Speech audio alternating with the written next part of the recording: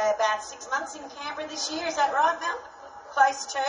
Tracy was severely affected by the incident, the radiating incident in Canberra during the rally, the big rally day. So they're going to let you know about some class action, I believe.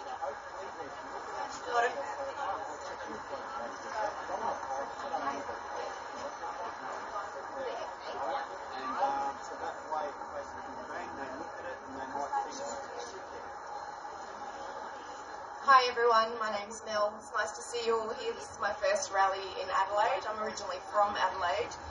Moved to Queensland for 8 years and was pretty heavily involved with the TPR rallies there in Queensland.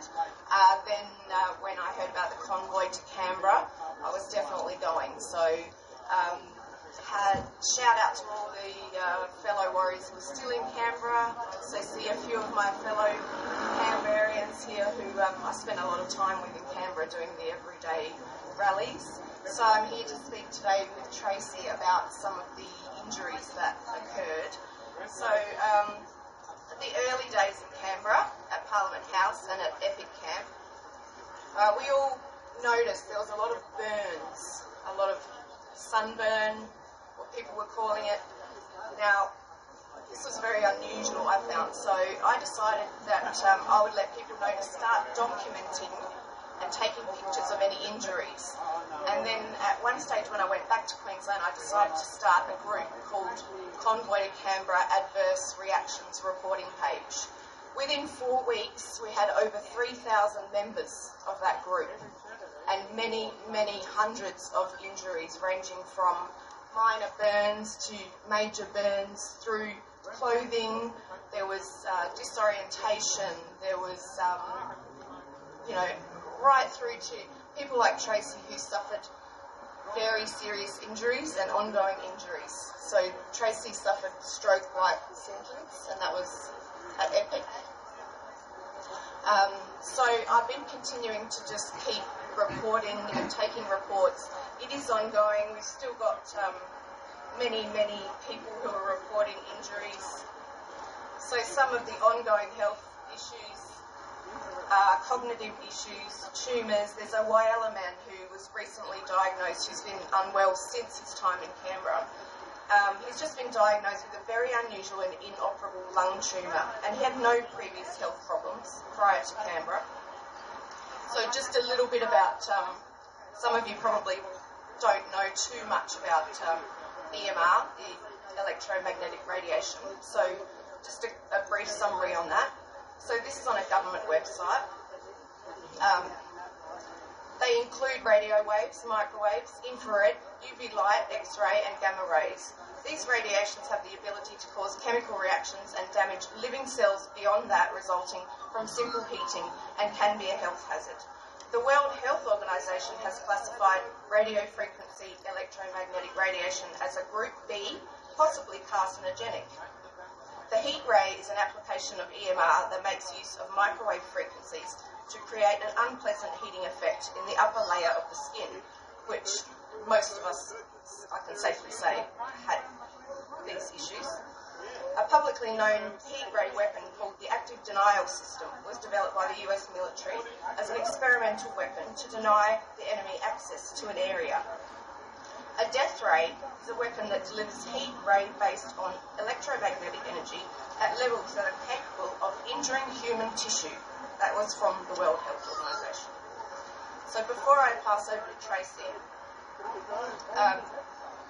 I just wanted to say from my personal experience, at Epic, I had friends arrive late on the 11th of February. It was at night time. The first things they said to me was, "How can you stay here? We feel like our skin is burning on the very first night. How could you have stayed here for so long?" And on Tuesday the 8th, I went to a rally at Parliament House with a fellow freedom warrior that I met at Epic. And we were sitting on the front barriers. This is before we weren't allowed to go past the invisible line. And we just looked at each other at one point and said, we have to get out of here. We felt like we were being fried from the inside out. So then we had the big rally on the 12th, and the same thing happened at Parliament House, and even more So when we all got together at Epic on the 12th for the big after party, there was so many people that reported to being disorientated, all sorts of different adverse reactions. So, I mean, basically, we need to let the public know that this is going on. Like, this is what they are doing to us. So, this facial recognition and digital identity, who says this is not going to lead into more targeted attacks against us when they can recognise who we are in the streets? So, I mean, basically, we are at war. Like, we need to make them accountable for what they've done. We have every right to peacefully protest in Australia, and we need to make them accountable for what they have done.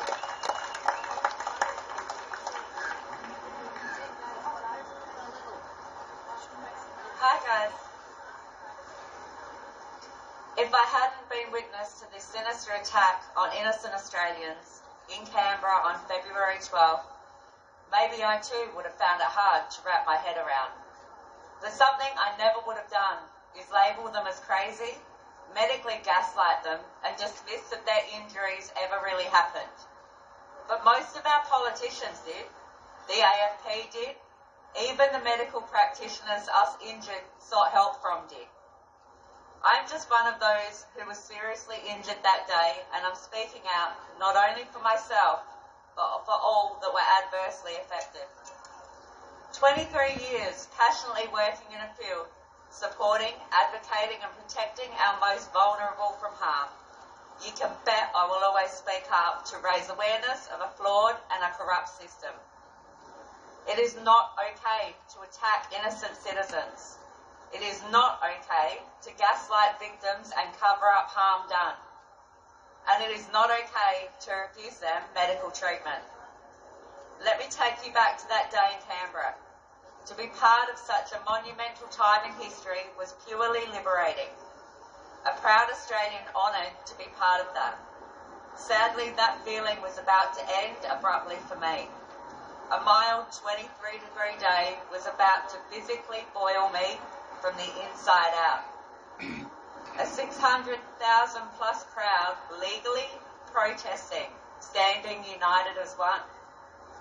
The temperature seemed to soar from 23 to what suddenly felt like 50 degrees at that very moment.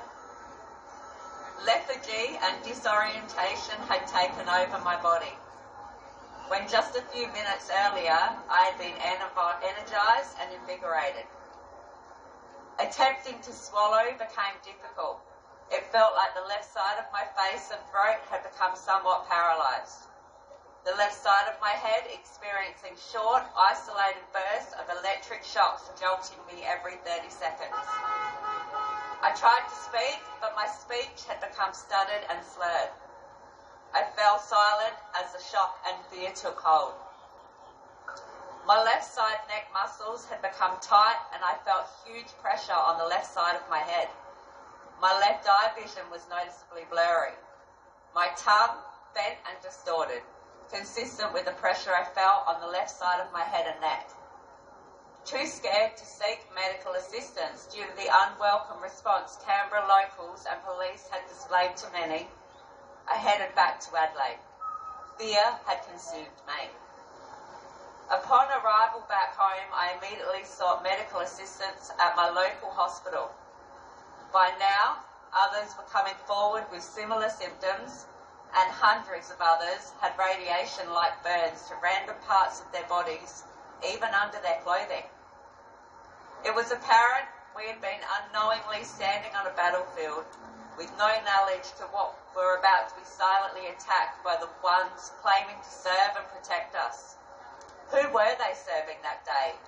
And who were they protecting? It sure as hell wasn't us, when they were the ones that were causing our harm.